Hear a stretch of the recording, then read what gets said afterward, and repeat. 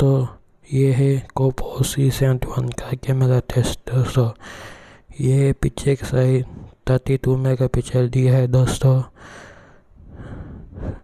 ये phone camera के लिए ओके है दोस्तों। आप स्क्रीन पर देखो दोस्तों, ठीक ठाक आते हैं दोस्तों फोटोस।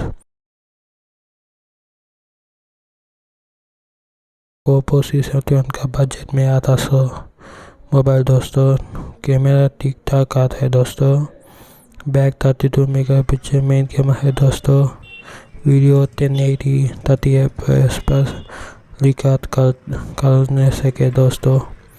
आप मेरा वीडियो सैंपल देखो दोस्तों, कमेंट करो फ़ोन लेना है नहीं कि बोलो दोस्तों।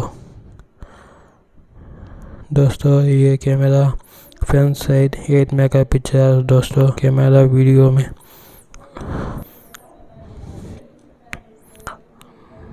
दोस्तों ये है Oppo C71 कैमरा टेस्ट दोस्तों।